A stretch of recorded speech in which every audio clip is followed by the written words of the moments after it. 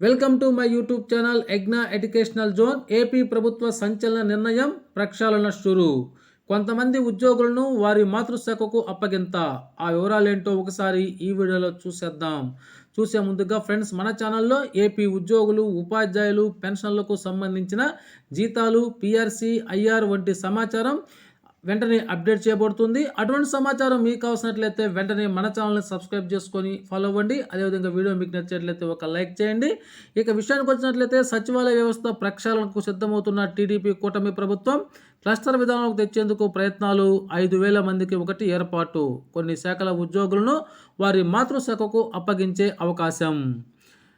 రాష్ట్రంలో గ్రామ వార్డు సచివాలయ వ్యవస్థను ప్రక్షాళన చేసేందుకు టీడీపీ కూటమి ప్రభుత్వం శ్రీకారం చుట్టింది. గత వైసీపీ ప్రభుత్వ హయాంలో 2,000 మంది జనాభాకు ఒక సచివాలయాన్ని ఏర్పాటు చేశారు. ఒక్కొక్క కేంద్రంలో 10 నుంచి 14 మంది వరకు ఉద్యోగులు పనిచేస్తున్నారు. కొన్ని శాఖల వారికి సచివాలయాల్లో పనులు లేకుండా ఖాళీగా ఉంటున్నాయన్నారు. జిల్లాలో 884 గ్రామ, 174 వార్డు సచివాలయాలు కలిపి మొత్తం 1,050 ఉన్నాయి. ఆయా సచివాలయాల్లో 10,000 మందికి పైగా ఉద్యోగులు పనిచేస్తున్నారు. రాష్ట్రంలో కూటమి ప్రభుత్వం అధికారంలోకి వచ్చాక ముఖ్యమంత్రి చంద్రబాబు నాయుడు సచివాలయాలపై ప్రత్యేక దృష్టి సారించారు. అక్కడ పనిచేసే ఉద్యోగుల్లో కొందరికి పని భారం ఎక్కువగా ఉండగా, మరికొందరికి అసలు పని లేకపోవడంతో ప్రక్షాళన తప్పనిసరి అనే నిర్ణయానికి వచ్చినట్లు తెలుస్తోంది.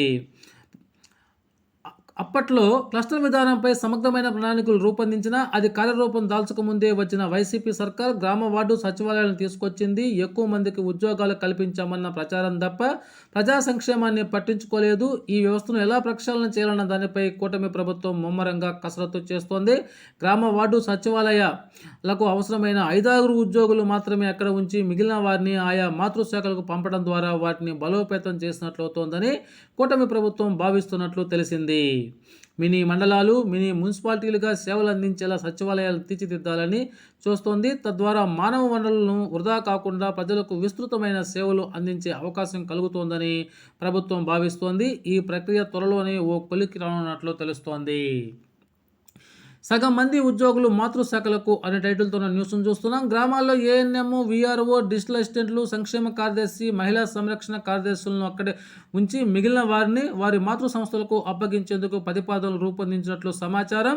వారిలో ఒకరిని డీడీఓగా నియమిస్తారు. మిగిలిన ఉద్యోగులందరినీ మున్సిపల్, పట్టణాభివృద్ధి శాఖకు అప్పగించనున్నారు. ఇంజనీరింగ్ అసిస్టెంట్లు, హార్టికల్చరల్ అసిస్టెంట్లు, విలేజ్ సర్వేయర్లు, పశు సంవర్ధక శాఖ సహాయకులు తదితర ఉద్యోగులని రద్దు చేసి క్లస్టర్ విధానంలోని మాతృశాఖ ఆధీనంలో ఉంచేందుకు ప్రణాళికలు రూపొందిస్తున్నట్లు సమాచారం.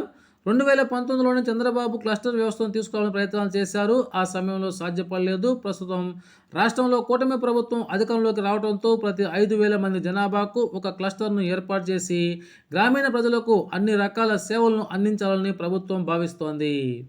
ఓకే ఫ్రెండ్స్, ఇది ఈనాటి సమాచారం. ఈ సమాచారం మీకు నచ్చినట్లయితే ఒక లైక్ చేయండి. Thank you.